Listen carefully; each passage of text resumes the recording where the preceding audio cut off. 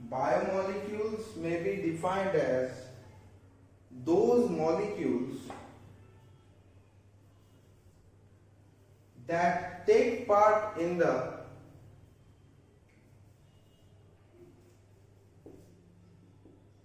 biophysicochemical metabolic processes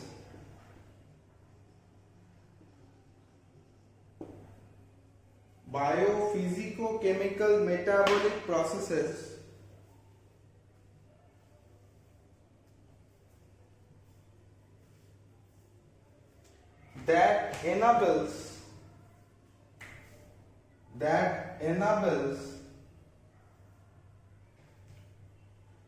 organisms to survive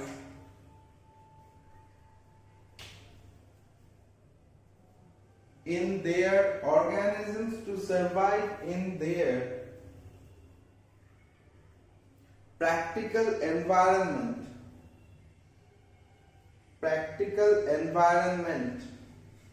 হয়েছে 2 নম্বর পয়েন্টে দ্বিতীয় কথা হচ্ছে আমি এখানে একটা জিনিস বলেছি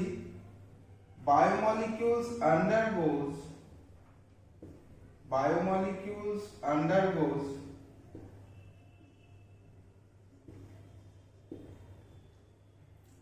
metabolism দুটো টাইপের মেটাবলিজমে এরা পার্ট নেয় number 1 is anabolism and number 2 is catabolism. Number 1 is anabolism and number 2 is catabolism. Charlie, biomolecules undergo metabolism, 1 নম্বর দিয়ে anabolism, 2 নম্বর দিয়ে like catabolism. anabolism মানে কি? যখন আমরা অ্যানাবলিজমের কথা বলছি অ্যানাবলিজম হচ্ছে কনস্ট্রাকটিভ প্রসেস যেখানে নতুন কিছু তৈরি হয় সিনথেসিস হয় যখন নতুন কিছুর বা কোনো একটা কনস্ট্রাকটিভ প্রসেস হয় কনস্ট্রাকশন হয় একে আমরা বলি constructive process this is known as anabolism right and on the next one এটা মুছে দিলাম হ্যাঁ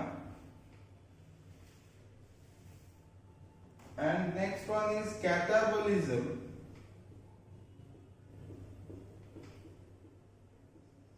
এটা হলো destructive process এখানে ব্রেকডাউন করে ঠিক আছে ডিস্ট্রাকটিভ প্রসেস হয় এখানে বেসিক্যালি মলিকিউলার ব্রেকডাউন হয় two extract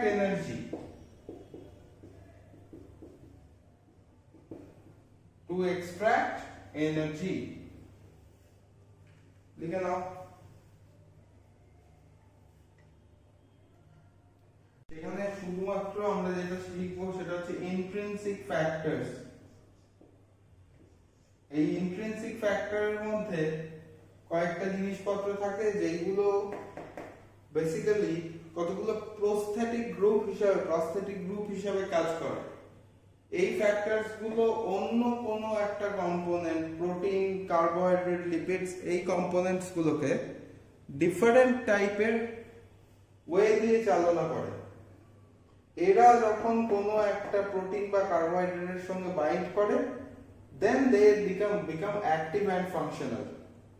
Okay, next number 8 number 5 ka nucleic acids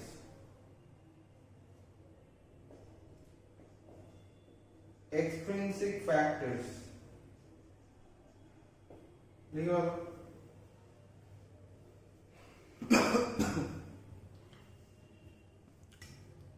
Subhadip দেখা যাচ্ছে ঠিক আছে নেক্সট আমরা যেটা যাব সেটা হচ্ছে কার্বোহাইড্রেটস ঠিক আছে কার্বোহাইড্রেটসটা বেসিক্যালি আমরা কনজিউম করি কেন কার্বোহাইড্রেটস এর এনার্জি লেভেল কম কিন্তু কার্বোহাইড্রেটস কে ব্রেক ডাউন করতে আমাদের বডির কিন্তু খুব একটা বেশি এনার্জি লেভেল এই এনার্জি খরচা হয় না, ঠিক আছে। ইজিলি কার্বোহাইড্রেট থেকে আমরা ইজিলি দারুণ পরিমাণে বেশি পরিমাণে প্রচুর এনার্জি এক্সট্রাক্ট করতে পারি বাই কনজিউমিং হেভি অ্যামাউন্ট। ওকে, আর আরেকটা হচ্ছে কার্বোহাইড্রেটের যতগুলো মেকানিজম আছে প্রত্যেকটা মেকানিজমের ক্ষেত্রে এন্ড প্রোডাক্ট গ্লুকোজ তৈরি হয়। এই গ্লুকোজটা অ্যানিমালস বলো প্ল্যান্টস বলো anything it is easily absorbed within our body, বুঝেছো?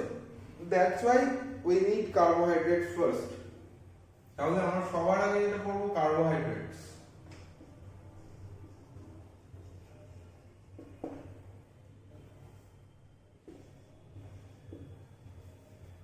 আচ্ছা, একটুখানি লেখো কার্বোহাইড্রেট সম্বন্ধে কয়েকটা জিনিস একটুখানি লিখে রাখো, পয়েন্টস টু রিমেম্বার। লেখো কার্বোহাইড্রেটস দিয়ে লেখো points to remember.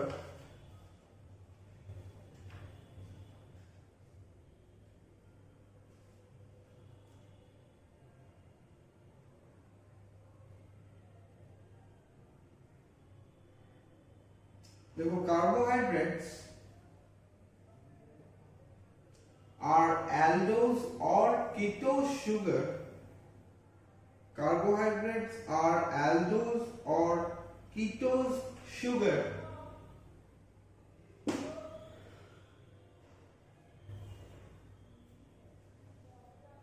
which upon hydrolysis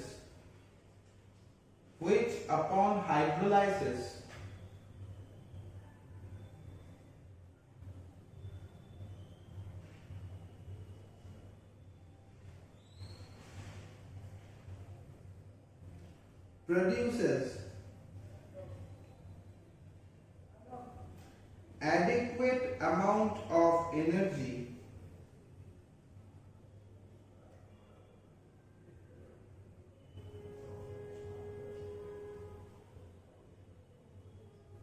for a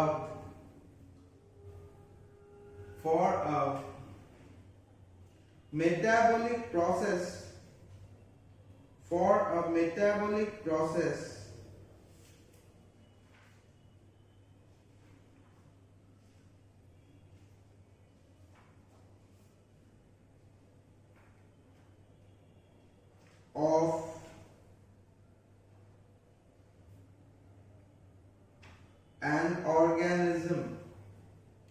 of an organism বুঝছে? এইবার ফার্স্ট যে জিনিসটা, কেন কার্বোহাইড্রেটস কে আমরা কার্বোহাইড্রেটস হিসাবে গণ্য করি? কার্বোহাইড্রেটস এর আরেকটা ডাইরেক্ট নাম আমরা সুগার বলি। কার্বোহাইড্রেটস এর আরেকটা নাম হলো সুগার। যখনই কোনো একটা কার্বনের ক্ষেত্রে এরকম একটা গ্রুপ থাকবে along with that one আরেকটা কার্বনিল এন্টিটি থাকবে, একটা কার্বনিল এন্টিটি থাকবে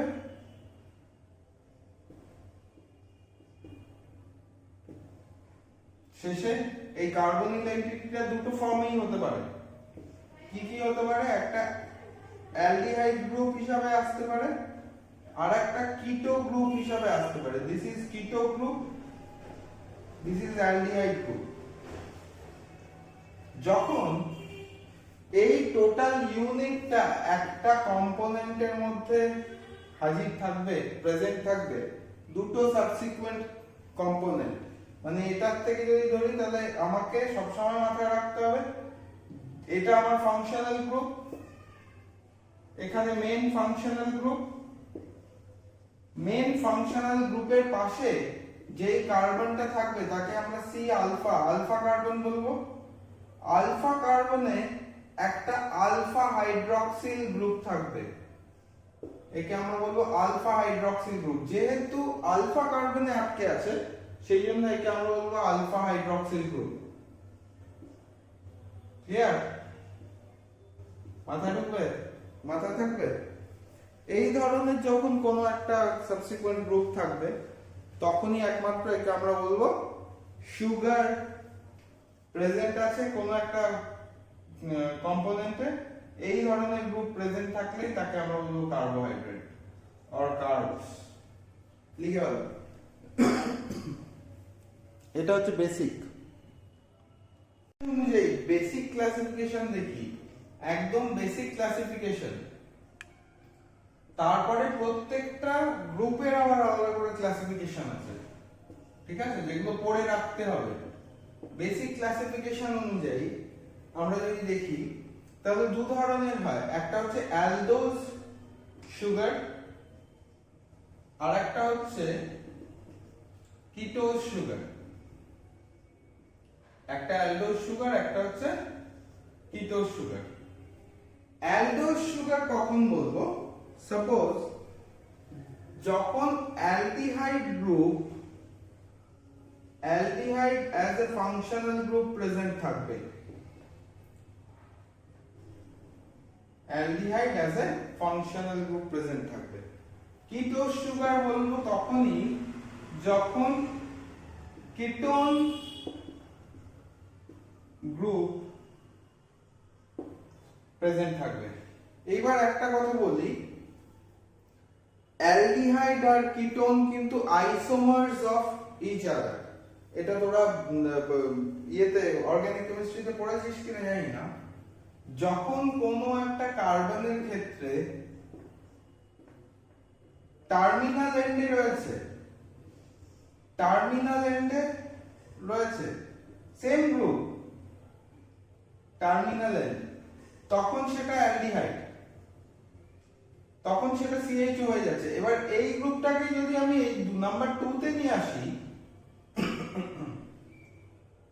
সরি 1 2 3, নাম্বার 2 তে যদি এই গ্রুপটাকে নিয়ে আসি তখন কিন্তু আবার টার্মিনাল এন্ড থেকে যখন এখানে চলে এলো, যে কোনো দিক থেকে কাউন্টিং হতে পারে, তখন কিন্তু it behaves as a ketone group. তখন ক্যারেক্টারিস্টিক্সটা ফিজিক্যাল এন্ড কেমিক্যাল ক্যারেক্টারিস্টিক্সটা চেঞ্জ হয়ে যায়। এই যে অ্যালডিহাইড আর কিটোন, এই দুটোর মধ্যে যে শিফট হয় তাকে আমরা বলি টটোমেরিজম বা টটোমেরিক শিফট। কি ধরনের হয় আমি সেটা বলে দিচ্ছি, ঠিক আছে। এখানে টটোমেরিক শিফটটা একটু জেনে রাখতে হবে। আগে এই দুটো পর্যন্ত স্ট্রাকচার গুলো পর্যন্ত হবে। অ্যালডোজ সুগারের ক্ষেত্রে aldehyde group is present, ketose সুগারের ক্ষেত্রে কিটোন গ্রুপ ইজ প্রেজেন্ট। এটুকু দেখো আগে। এই দুটো আইসোমারের কথা বলছি। গ্লুকোজ থেকে কিটোনে শিফটিং বা কিটোন থেকে গ্লুকোজে শিফটিং হয় একটা অদ্ভুত ওয়েতে। সাপোজ এখানে কিটোন আছে,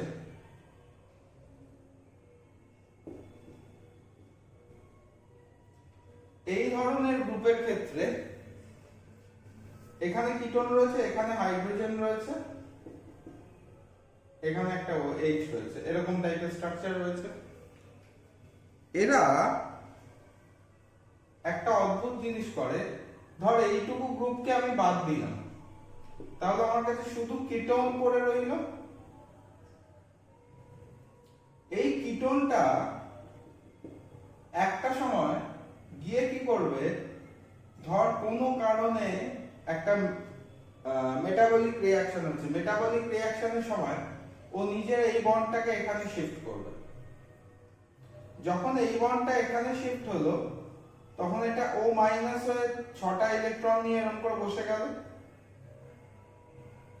কার্বনটা এরকম ভাবে পড়ে রইল, এটা এদিকে পড়ে রইল। এইখানে আরেকটা জিনিস ঘটে, সেইটা হচ্ছে কি, এই কম্পোনেন্টটার ক্ষেত্রে এ কি করে, এই বন্ডটাকে নিজেকে গুটিয়ে নেয়। ফলে রেজাল্টেন্ট হিসাবে এখানে কি তৈরি হয়, এই বন্ডটা যদি গুটিয়ে যায় তাহলে রেজাল্টেন্ট হিসাবে এখানেও O- তৈরি হয় আর H+ তৈরি হয়, রাইট। সো এ কি করে, এই H+ টা এই যে H প্লাসটা তৈরি হয়েছিল, H প্লাসটা এখানে চলে যায়, আর এই বন্ডটা এখান থেকে এখানে শিফট হয়। তাহলে রেজাল্ট কি হলো? এইখানে যে ইলেকট্রনস গুলো যদি এখান থেকে এখানে শিফট হয়, এই H প্লাসটা এখানে চলে যায়, তাহলে আমরা যে রেজাল্টেন্টটা পাই সেটা হচ্ছে এটা OH হয়ে যায়, এটা তখন অ্যালডিহাইড হয়ে যায়, তাই না? দেখ এটা কি দিয়ে, এইখানে কিটোন গ্রুপটা ছিল, এখন কিটো গ্রুপের জায়গায় এখানে এমনি নরমাল হাইড্রোক্সিল হয়ে গেল, আর আমি কি বলেছি টার্মিনাল এন্ডে অ্যালডিহাইড গ্রুপ তৈরি হয়। বুঝতে পেরেছিস প্রসেসটা কি বললাম? ফার্স্ট এই বন্ডটা এখানে চলে যায়, এটা এখান থেকে চলে আসে সেকেন্ড শিফটে। এই বন্ডটা যখন এখানে গুটিয়ে যায় তখন এটা H+ তৈরি করে, এই H+টা গিয়ে এই ওটা তো নেগেটিভ, H+ তো পজিটিভ, এটা এখানে অ্যাটাক করে, তখন এর কাছে যখন এক্সট্রা আর কোনো আয়ন নেই তখন এই বন্ডটাকে এই পাশে শিফট করিয়ে দেয়। তাহলে এটা কি হলো, অক্সিজেনের সঙ্গে ডাবল বন্ড তৈরি হয়ে গেল, হাইড্রোজেনটা রয়ে গেল, তাহলে অ্যালডিহাইড গ্রুপ তৈরি হলো, আর পাশেরটা হাইড্রক্সিল গ্রুপ হয়ে গেল, যেখানে এই পাশে হাইড্রক্সিল গ্রুপ ছিল। ক্লিয়ার?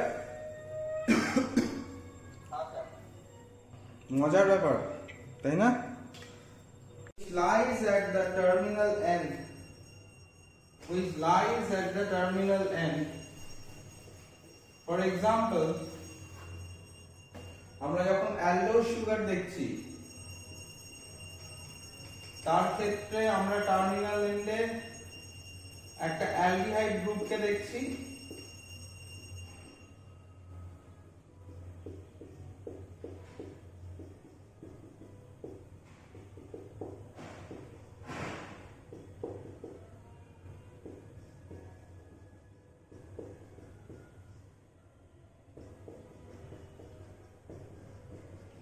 এই যে স্ট্রাকচারটা আমি এঁকেছি, this structure is of plus D glucose, dextro glucose বলবো, D stands for dextro। কেন dextro বলে সেটাও বলবো, আসবো যখন নিউটন রোটেশনে। অ্যালডোজ সুগারে যেহেতু এখানে অ্যালডিহাইড একটা গ্রুপ রয়েছে, সেটা হলো অ্যালডোজ সুগার। এইবার বলি, প্রত্যেকটা গ্লুকোজের কার্বনগুলোকে একটা করে নেম দেওয়া হয় বা নাম্বার দেওয়া হয়। This is 1, 2, 3, 4, 5 and 6। এই প্রত্যেকটা সেকশনের কার্বনকে আমরা এরকম ভাবে বলি 1 প্রাইম কার্বন, 2 প্রাইম কার্বন, এরকম করে বলি 2 prime. This one stands for prime। কোন পজিশনে এই হাইড্রোজেন OH গুলো আমি কিন্তু যে সেভাবে আঁকিনি, দেখ এখানে 2 প্রাইম পজিশনে গ্লুকোজের ক্ষেত্রে OH-টা অপোজিট ডাইরেকশনে আছে। যখন আমরা গ্যালাক্টোজ মলিকিউল আঁকবো তখন যদি আমি গ্যালাক্টোজ মলিকিউল আঁকি তার ক্ষেত্রে গ্লুকোজটা 2 and 4 দুটো পজিশনেই উল্টো ডাইরেকশনে থাকবে। এই প্রাইম পজিশনটা খুব ইম্পর্টেন্ট, কারণ এটাই যে কোনো একটা পার্টিকুলার মলিকিউলের স্ট্রাকচারাল কনফিগারেশন চেঞ্জ করে, যার জন্য ওর ফিজিক্যাল ক্যারেক্টারিস্টিক্স চেঞ্জ হয়। বুঝতে পেরেছিস কি বলছি? যে কোনো একটা প্রাইম পজিশনের OH গ্রুপের লোকেশন ডিটারমাইন করবে তার স্ট্রাকচার। লিখে নাও, the prime position denotes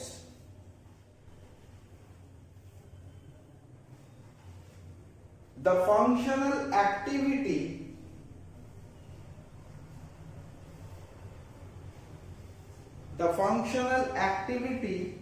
and the catalytic activity of a molecule by determining its structure,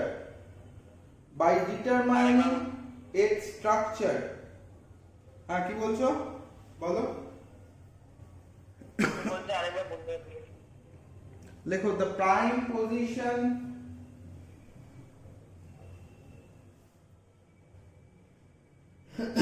of molecules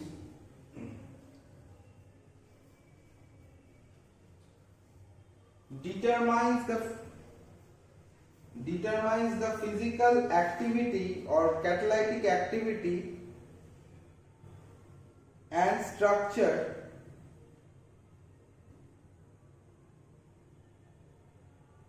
for which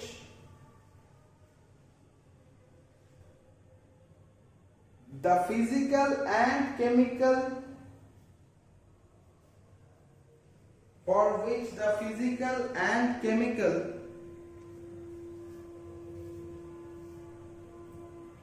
properties of groups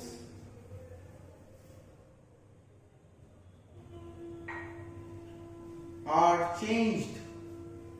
Properties of groups are changed. যেমন ধরো আমি এখানে একটা example লিখেছি plus D glucose আর একটা লিখলাম plus D galactose. যখন আমি গ্যালাক্টোজের মলিকিউল আঁকছি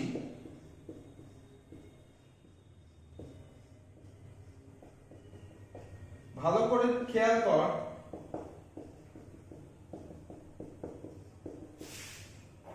fourth position, 4 prime position and 2 prime position দুটোতেই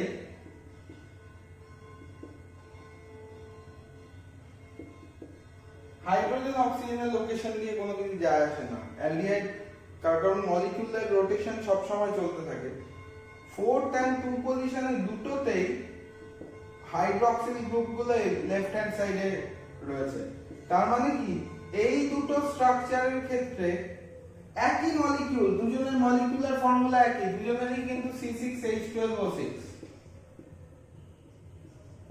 মলিকিউলার ফর্মুলা একই, কিন্তু যেহেতু পজিশন চেঞ্জ হয়ে যাচ্ছে সেই জন্য এরা দুজন functionally and physically and chemical characteristics এ চেঞ্জ নিয়ে চলে আসছে। এই যে প্রসেসটা, this is also known as isomerism. Same molecular formula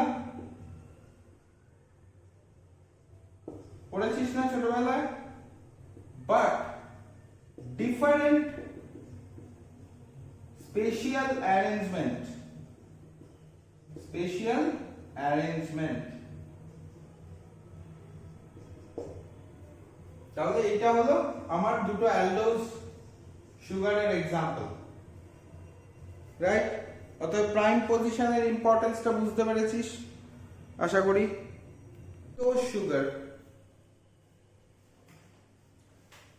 ketose sugar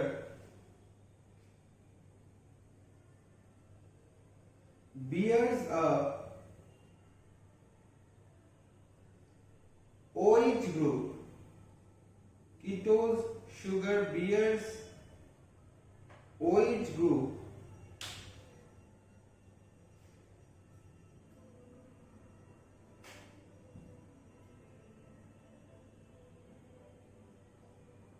on the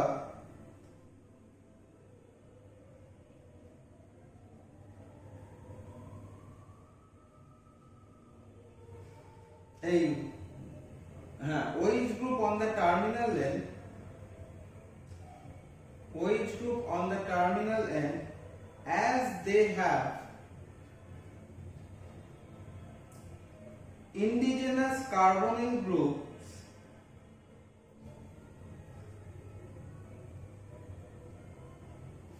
in their structure,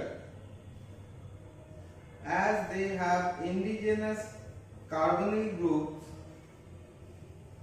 in their structures. হয়েছে লেখা?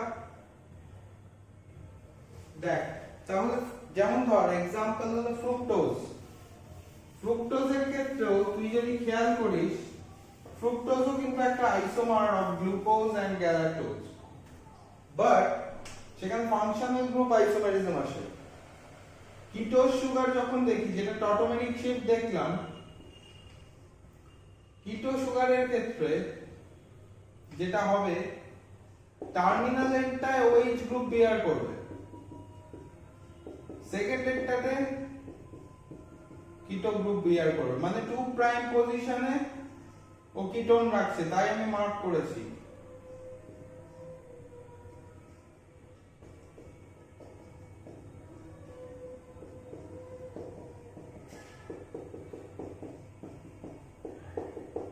তাহলে এরকম স্ট্রাকচার যদি তৈরি হয় 2 প্রাইম পজিশনে কিটো গ্রুপ,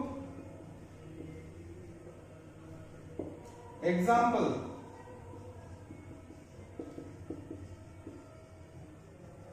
alpha D fructose লিখে বলো। According to number of carbons, according to number of carbons, monosaccharides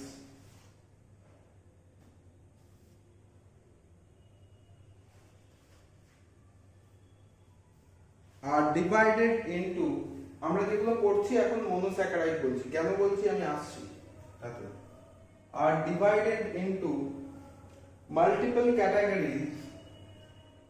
এক নম্বর দিয়ে দেখো সবকটা অ্যালডোজ সুগারকেই আমি ভাগ করছি, হ্যাঁ অ্যালডোজ সুগারকে বলছি ট্রায়োজ, ট্রায়োজ সুগার মানে তিনটে কার্বন আছে,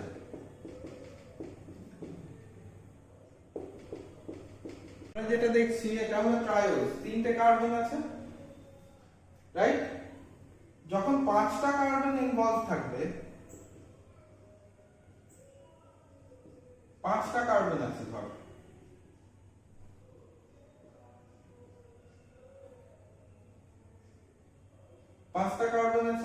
তখন আমি তাকে বলবো পেন্টোজ সুগার। আচ্ছা, ট্রায়োজের এক্সাম্পল লিখে রাখ গ্লিসেরল,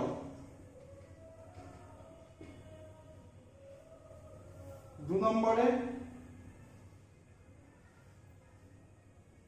পেন্টোজের এক্সাম্পল লিখে রাখ রাইবোজ সুগার। আচ্ছা, আমি এটা বলতে ভুলে গেছি, টেট্রোজ সুগার। টেট্রোজ মানে কি? 4টে কার্বন। টেট্রোজ সুগারের ক্ষেত্রে 4টে কার্বন ইনভলভ থাকে, ঠিক আছে? এরকম দেখতে হয় সুগারটাকে।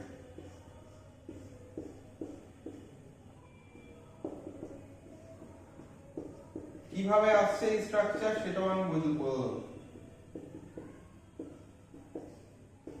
এক্সাম্পল লিখে রাখ অ্যারাবিনোজ, একটা লিখে রাখ অ্যারাবিনোজ। দু নম্বর লেখ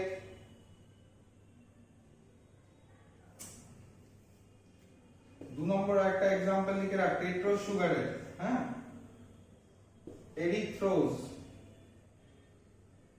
এরিথ্রোজ। একবার ফটাফট ড্র কর।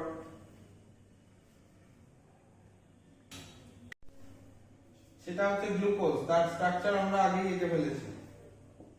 6টা থাকলে তাকে আমরা বলি হেক্সোজ সুগার, হেক্সোজ সুগার। 6টা কার্বন থাকবে, এক্সাম্পল কি? গ্লুকোজ, গ্যালাক্টোজ, ফ্রুক্টোজ, যে তিনটে প্রথমে আঁকলাম, glucose, galactose and fructose. Classification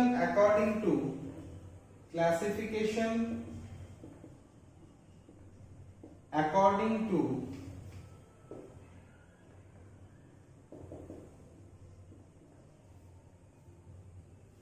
number of number বলছে according to complexity of molecule, ঠিক আছে? ধর আমার যখন আমি মনোস্যাকারাইড বলছি, প্রথমে মনোস্যাকারাইড যদি হয় সেটা হচ্ছে একটা গ্লুকোজ এন্টিটি, ঠিক আছে?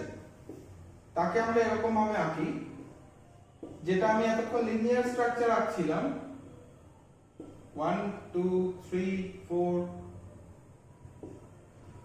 5 এন্ড এখান থেকে 6 CH2OH। মনোস্যাকারাইডে এরকম একটা ইউনিট। দেখ 2 প্রাইম পজিশনেরটাও ভেতরের দিকে এঁকেছি, মানে 2 প্রাইম পজিশনটা ঠিক উল্টো দিকে এঁকেছি। এটা হলো মনোস্যাকারাইডের একটা ইউনিট। এগুলোকে আমরা এরকম ভাবে ডিটারমাইন করব, ঠিক আছে, জাস্ট একটা মলিকিউলকে আমরা for this purpose complexity of the molecule আমরা এটাকে এরকম ভাবে ডিনোট করব। তার মানে এটা হলো একটা মলিকিউল গ্লুকোজের, যখন ডাইস্যাকারাইড হবে তখন গ্লুকোজের একটা মলিকিউল প্লাস গ্যালাক্টোজের একটা মলিকিউল, দুটো মনো মিলিয়ে একটা ডাইস্যাকারাইড হলো। এক্সাম্পল লিখে রাখ, lactose. Number 2, second example maltose.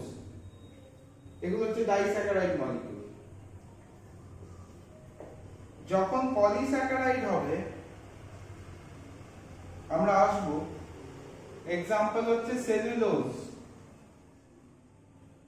কেমন হবে সেলুলোজেরটা? সেলুলোজেরটা যদি দেখি সেখানে অনেকগুলো মলিকিউল এরকম ভাবে জুড়ে থাকবে। এটা জাস্ট এঁকে রাখো নিজের বোঝার জন্য। মানে একটা মলিকিউল সেটাকে যদি এরকম ভাবে রিপ্রেজেন্ট করা হয়, ডাইস্যাকারাইডে দুটো, পলিস্যাকারাইডে অনেকগুলো। ঠিক আছে,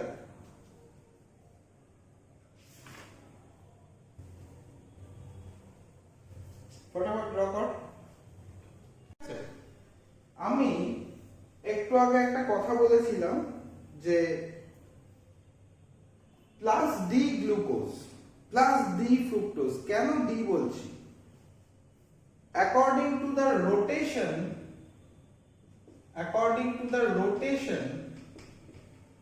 of plane polarized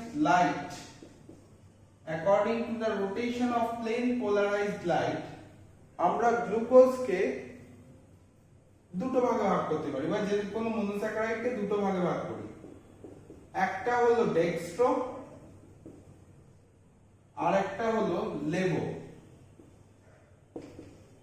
নেগেটিভ দিয়ে লেভোকে, পজিটিভ দিয়ে ডেক্সট্রোকে ডিনোট করা হয়। ঠিক আছে, কেন করা হয় সবকিছু আসবো। তার আগে স্যার এই প্লেন পোলারাইজড লাইটটা কি? দেখো, plane polarized light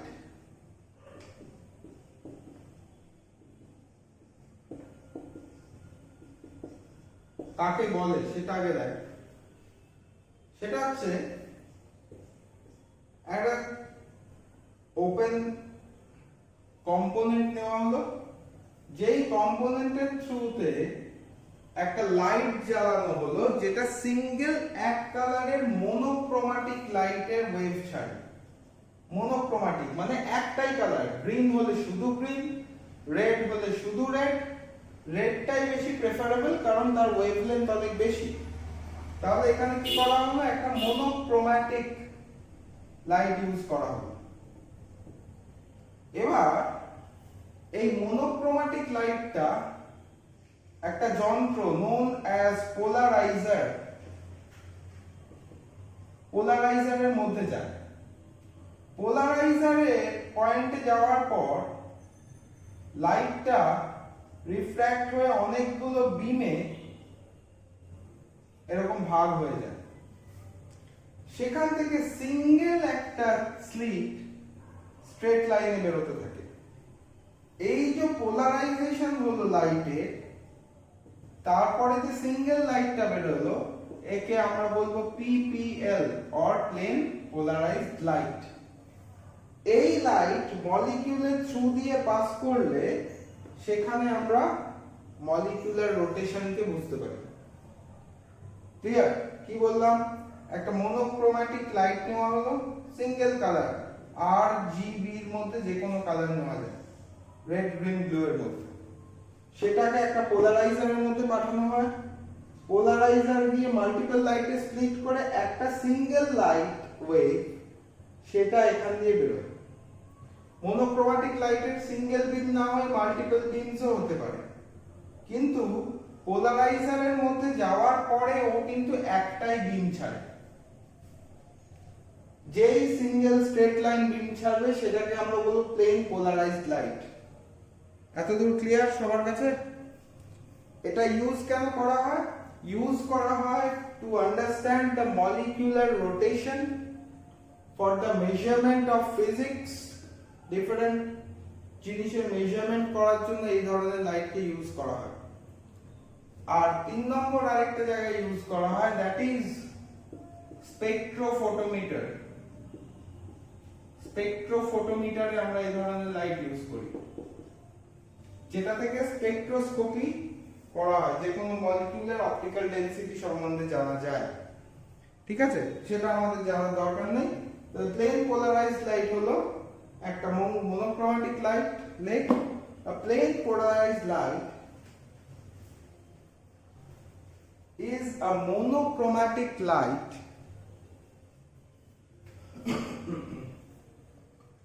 which is being passed through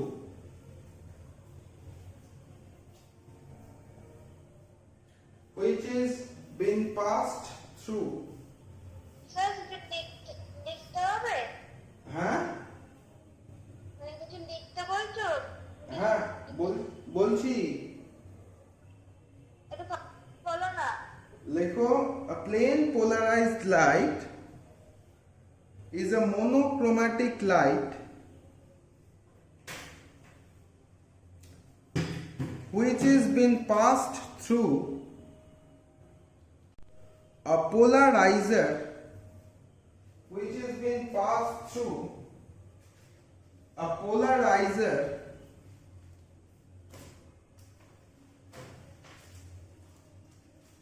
to produce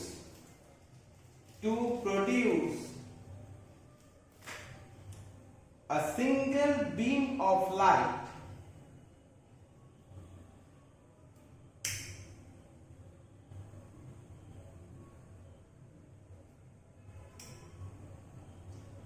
that helps to determine molecular rotation.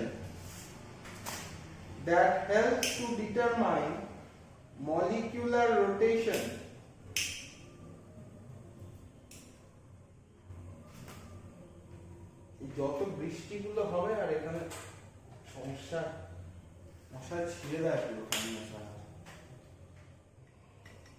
আমরা যেটাকে বলছিলাম, এটা বোর্ডেরটা সবার হয়ে গেছে, লেখা আঁকা মুছে দিই। না, হয়নি? তাহলে যখন এই মলিকিউলটাকে আমি একটা সলিউশনে ডিপ করব, মলিকিউলটা আমরা দেখতে পাবো, মলিকিউলটা না সারাক্ষণ এরকম করে রোটেট করতে থাকে, এরকম ভাবে ঘুরতে থাকে, একটা রিভলিউশন হয়, আবার তার সঙ্গে সঙ্গে রোটেশন হতে থাকে। বুঝতে পেরেছিস? এদিকেও রোটেশন হতে পারে, আবার অপোজিট ডাইরেকশনেও রোটেশন হতে পারে, অ্যান্টি ক্লকওয়াইজে হতে পারে রোটেশনটা, ক্লকওয়াইজে হতে পারে। এবার বুঝতে পারছিস? মলিকিউল সব সময় রোটেট করতে থাকে যে কোনো জিনিসে। বলবি তাহলে স্যার আমাদের মাসেলস এত কিছু তৈরি হয় কি? ওর মধ্যেই মলিকিউলার রোটেশন থাকে, মলিকিউলস গুলো ওর মধ্যেই রোটেট করতে থাকে। ঠিক আছে, ইমাজিন কর, ইমাজিনারি জায়গা থেকে বোঝা যায়। এইবার এই যে মলিকিউলার রোটেশন, এটাকে আমরা কি করে বুঝবো? মলিকিউলার রোটেশনকে, প্রত্যেকটা মলিকিউল একটা পার্টিকুলার ডাইরেকশনে রোটেট করে। যখন সাপোজ আমি গ্লুকোজ আঁকলাম,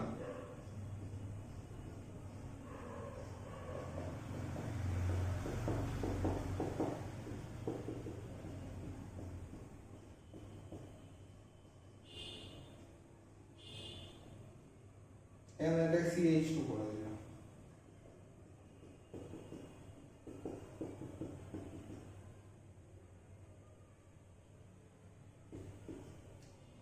যখন এই মলিকিউলগুলোকে, গ্লুকোজকে আমি সলিউশনে দিলাম, গ্লুকোজকে আমি কি করলাম? গ্লুকোজকে একটা সলিউশন বানালাম, দিয়ে একটা টেস্ট টিউবের মধ্যে দিলাম, তার মধ্যে দিয়ে পিপিএল কে পাঠানো হলো, প্লেন পোলারাইজড লাইট কে পাঠানো হলো। যদি প্লেন পোলারাইজড লাইটটা টুয়ার্ডস রাইট বেঁকে যায়, টুয়ার্ডস রাইট মানে কি? বিলো দ্য অ্যাক্সিস, তখন তাকে আমরা বলবো এটা পজিটিভ রোটেশন। যদি প্লেন পোলারাইজড লাইটটা লেফটে বেঁকে যায়, তখন তাকে আমরা কি বলবো? নেগেটিভ। কেন এটাকে তখন ডি, এটাকে এল, এটাকে বলবো লেভো, এটাকে বলবো ডেক্সট্রো, রোটেশন অনুযায়ী। কেন হয় ভালো করে ভেবে দেখ। যদি মলিকিউলটা, এটা ধর আমি মলিকিউলটা কোথায় গেল আমার মলিকিউল,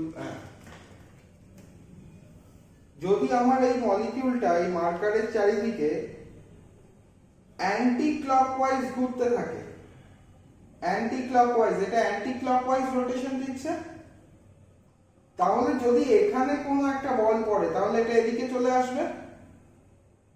আর যদি কোনো ক্লকওয়াইজ রোটেশন হচ্ছে, বলটা যদি এখানে পড়ে তাহলে এটা এদিকে ছিটকে যাবে, তাই তো?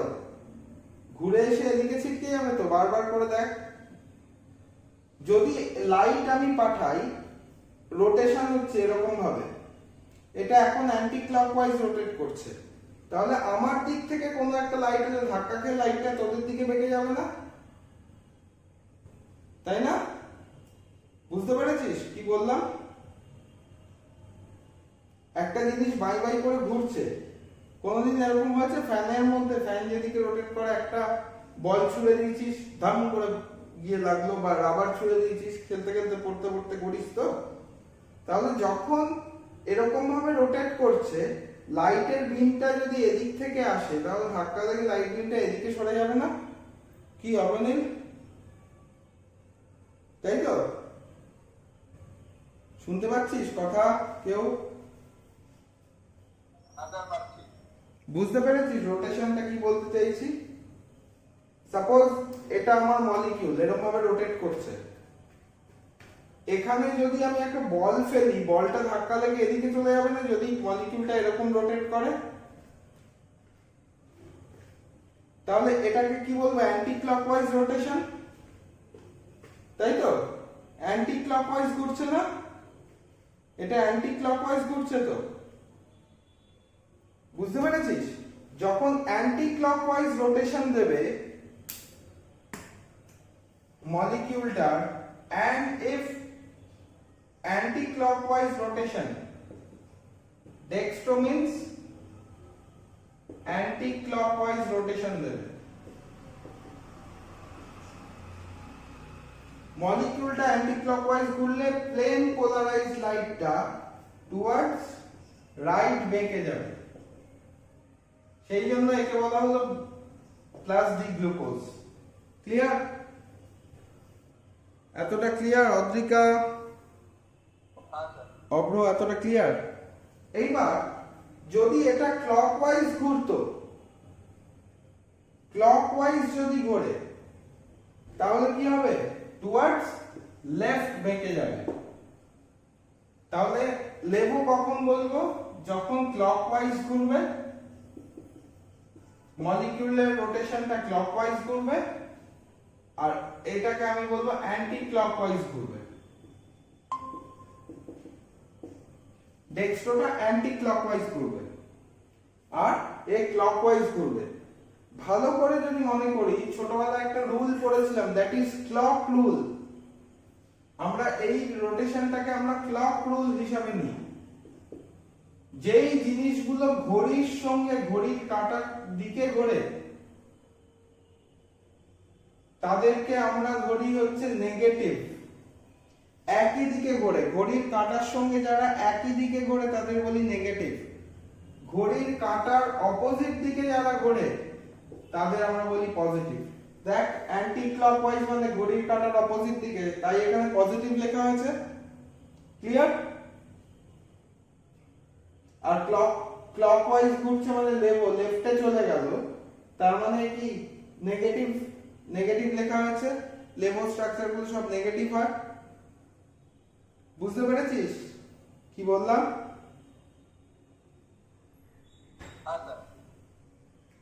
শুভদীপ ক্লিয়ার? শুভদীপ এঁকে দাও বোর্ডেরটা, বোর্ডেরটা পুরো ড্র কর, চক আউট কর। এই যে মলিকিউলার রোটেশন, এই স্পেসিফিক নাম আছে, এই রোটেশনটাকে আমরা বলি মিউটার রোটেশন।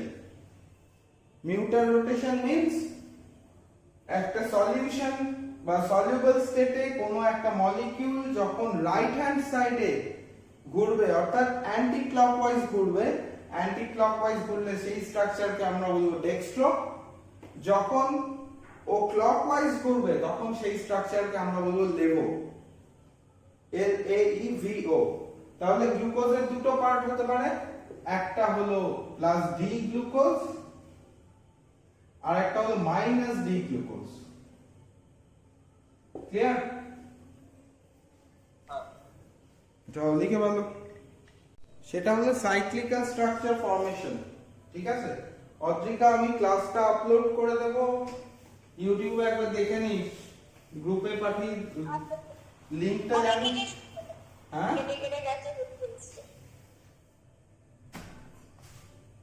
আমি আগের দিনও আপলোড করে দিয়েছিলাম, ওখানে গিয়ে চ্যানেলটা ইয়ে করে নিস তাহলেই হবে। আচ্ছা, এইবার থট আমি কি বললাম, cyclic structure formation. Cyclical structure করার সময় মনে রাখতে হবে এখানে যে রিঅ্যাকশনটা হয় সেখানে আমরা বলি ডিহাইড্রেশন রিঅ্যাকশন।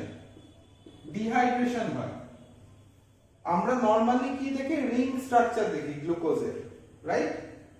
নরমালি যদি গ্লুকোজের স্ট্রাকচার আঁকি, দ্যাট ইজ দ্য রিং বলছি, sorry, that is the line structure. একে আমরা বলি লাইন ডায়াগ্রাম। এই লাইন ডায়াগ্রামটাকে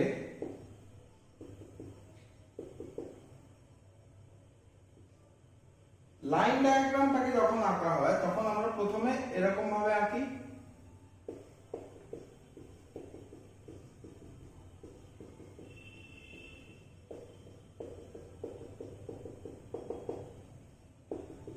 যখন একে সলিউশনে দেওয়া হয় H+OH- হিসাবে, যখন আমরা দিয়ে দিই তখন এই H+টা এই বন্ডটা খুলে যায়, বন্ডটা খুলে গিয়ে OH তৈরি করে। তাহলে কার্বনের বন্ড হলো এখানে একটা, এটা নেগেটিভ হয়ে গেল, এখানে হাইড্রোজেন রইল,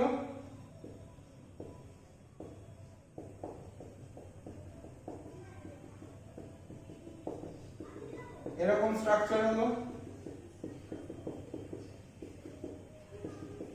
OH, এই যে H+OH- লিখেছিলাম,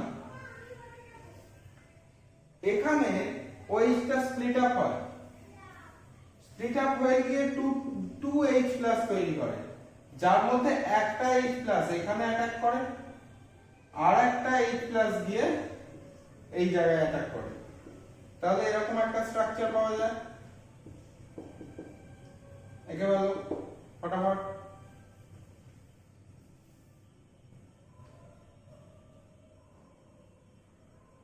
দাঁড়া,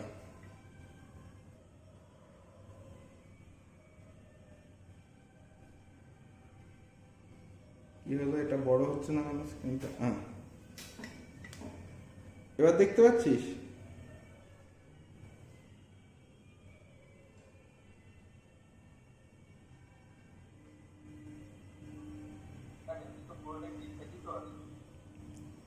না, ওই ইয়েটা পাঠাচ্ছি, দাঁড়া, পাঠিয়ে দে তো, আমার এখান থেকে করতে খুব অসুবিধা হচ্ছে।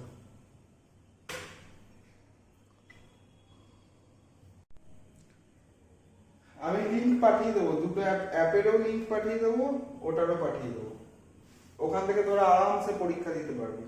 ঠিক আছে, ফ্রি টেস্ট গুলো তো দিতেই পারবি। আচ্ছা, এইবার এই স্ট্রাকচারটাকে তো বারবার ড্র করা সম্ভব নয়, কতবার করে করব, সেই জন্য একটা লাইন ডায়াগ্রাম বানানো হলো। লাইন ডায়াগ্রাম কিরকম,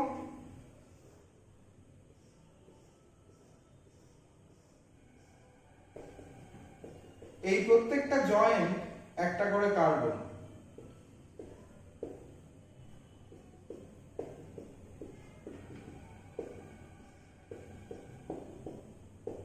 এটাকে আমরা বলবো লাইন ডায়াগ্রাম।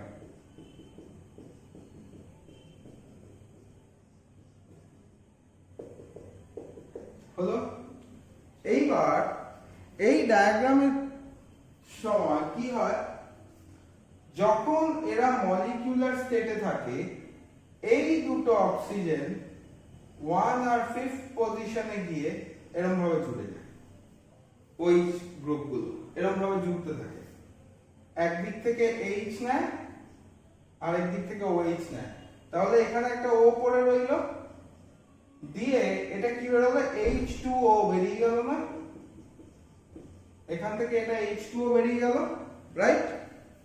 যখন H2O বেরিয়ে গেল তখন এটা কেমন ধরনের স্ট্রাকচার তৈরি করলো, দেখ 1 নম্বর কার্বন দিয়েছি, 1 নম্বর কার্বনের সঙ্গে 4 নম্বর কার্বন, এই 4 বলছি সরি 5 নম্বর কার্বন এরকম ভাবে একটা বন্ড তৈরি করলো। শুভদীপ ঘুমাচ্ছিস?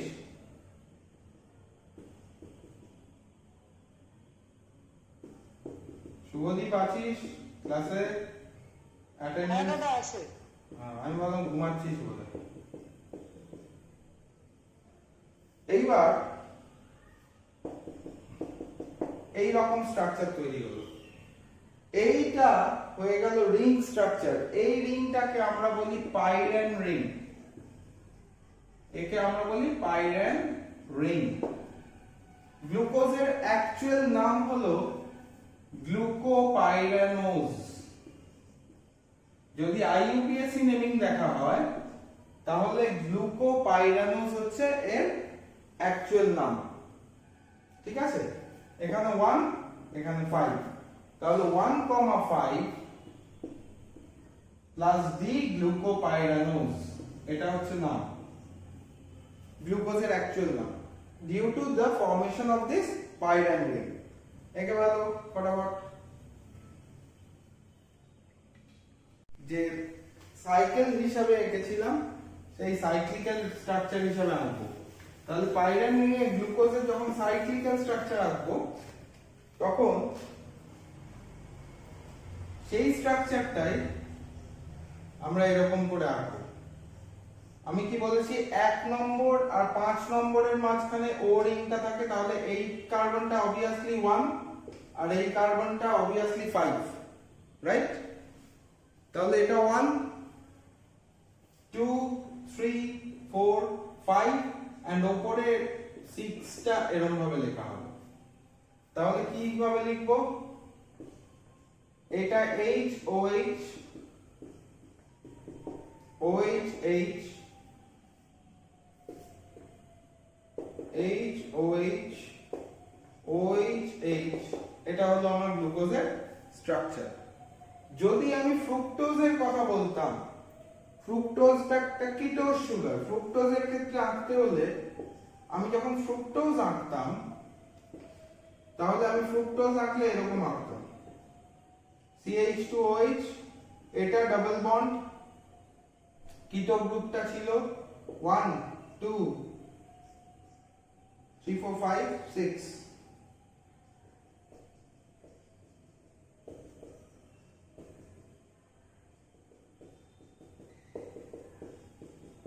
এই দাঁড়ালো। যখন আমি এখানে স্ট্রাকচারটা ড্র করছি, ফ্রুক্টোজের ক্ষেত্রে 2 নম্বর কার্বন থেকে শুরু হয়, এই বন্ডটা খুলে যায়, খুলে গিয়ে এটা ফার্স্ট OH তৈরি করে, এই বন্ডটা খুলে যায়, খুলে গিয়ে OH তৈরি করে, একটা H+ এসে অ্যাটাক করে, এসে এখানে অ্যাটাক করে, বন্ডটা খুলে যাওয়ার পর সেটা OH হয়ে যায়।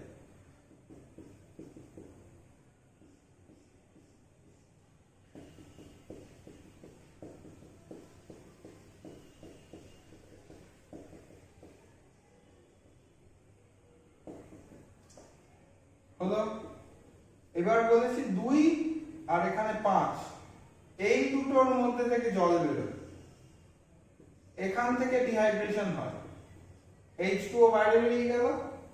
তাহলে পাইরেন রিং আমি কি পাবো, 2 আর 5 এর মধ্যে পাইরেন রিং যদি আমি আঁকি তখন আমি এই স্ট্রাকচারটা পাবো।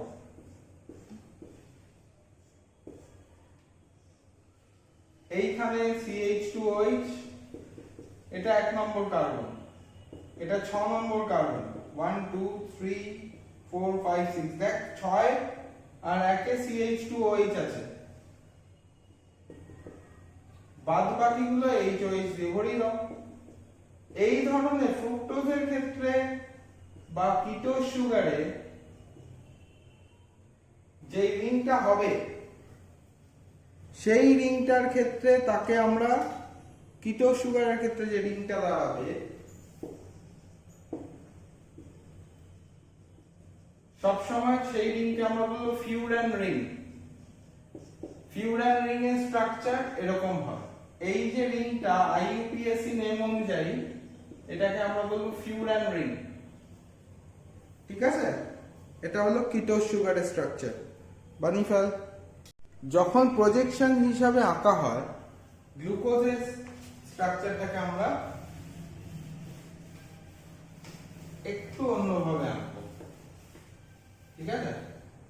কিভাবে আঁকে? ও সরি, গ্লুকোজ বলেছি, রাইট?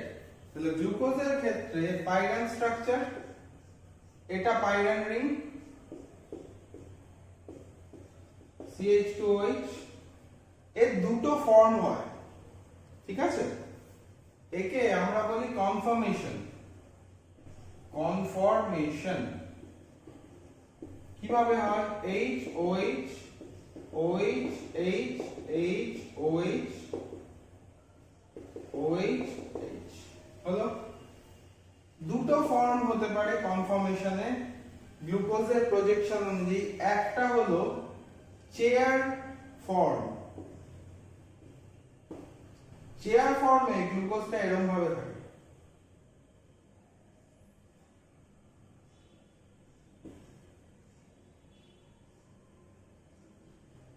মানে 1 2 3 4 5 এখান থেকে থাকে CH2OH 6, এটাকে আমরা বলবো চেয়ার ফর্ম,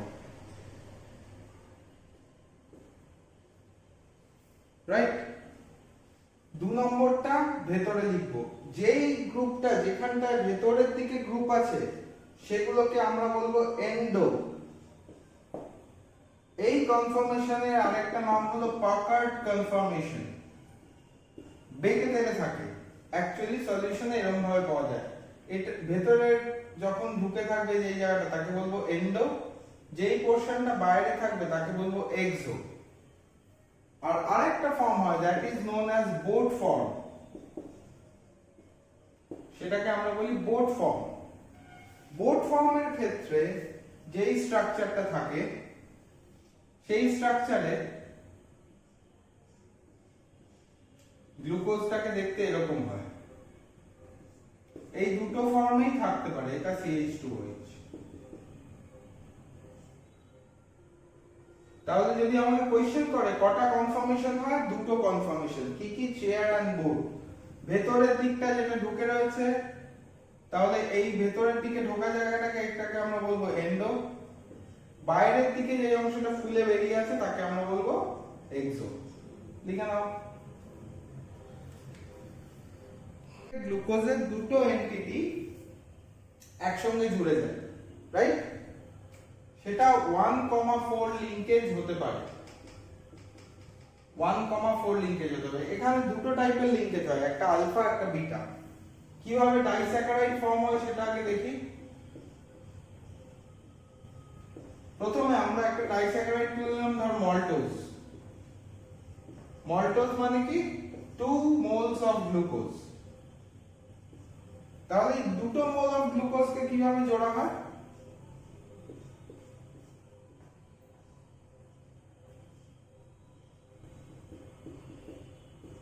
নিজেদের মধ্যে বন্ড ফর্ম করলো,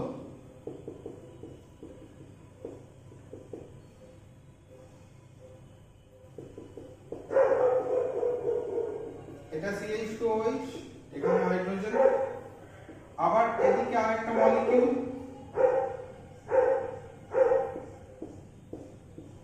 এখানেও একটা OH, CH2OH, দুটো গ্লুকোজ এন্টিটি এঁকেছি, রাইট?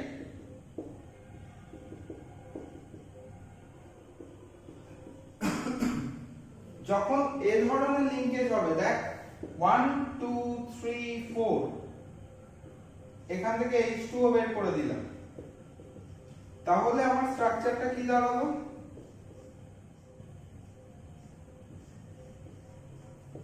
আর এর 1 এর সাথে এর 4 এর লিংকেজ হচ্ছে।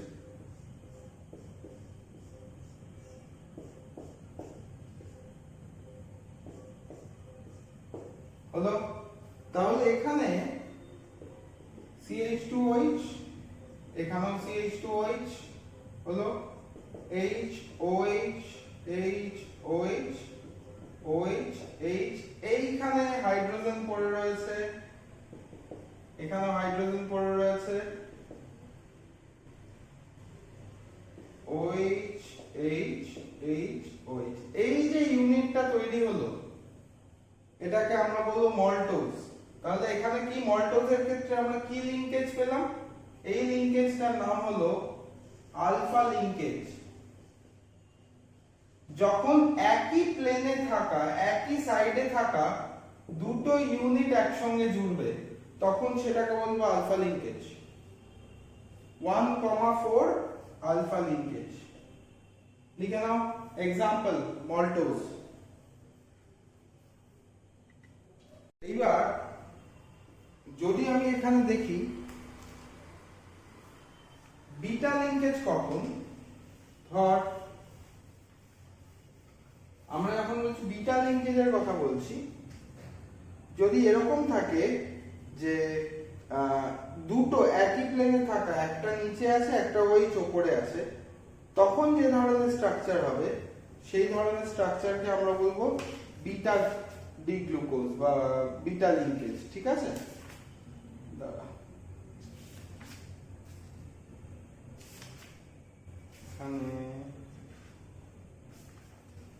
যাই হোক, এদিকে দাঁড়া। ধর ল্যাকটোজের স্ট্রাকচার রাখছিস। ল্যাকটোজ মানে কি? Glucose plus galactose. গ্যালাক্টোজে দুটো উল্টো দিকে থাকে, 2 and 4 পজিশনে উল্টো দিকে থাকে বলেছি। তাহলে ল্যাকটোজের যদি স্ট্রাকচার করি, গ্লুকোজ প্রথমে আঁকলাম, এটা গ্লুকোজ ইউনিট HOH, এটা OH, নিচে H,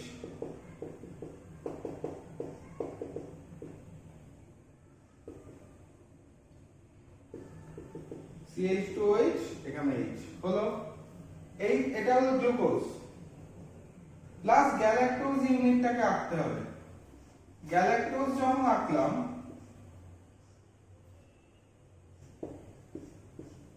তখন OH এই পজিশনে আর এখানে দেখ 4th পজিশনে উল্টে রয়েছে, 4 আর 1 এর মধ্যে কাজ হবে।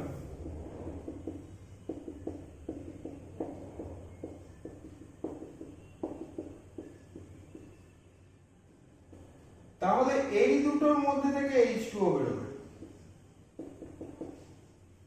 তখন যে বন্ডটা আমি আঁকবো, একটা কি বিলো দা প্লেন, একটা নিচেরটা বিলো দা প্লেন, উপরেরটা অ্যাবভ দা প্লেন। তাহলে যে স্ট্রাকচার হবে সেই স্ট্রাকচারটা আঁকতে হবে এরকম করে। যখন লিংকেজ একটা বিলো দা প্লেন একটা অ্যাবভ দা প্লেনের মধ্যে হবে, তখন তার স্ট্রাকচারকে আমরা বলবো বিটা লিংকেজ। এই লিংকেজটার নাম হলো বিটা লিংকেজ।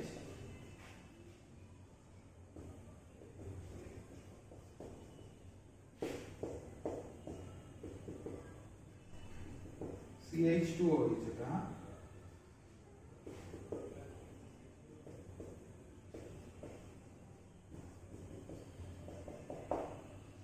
হলো।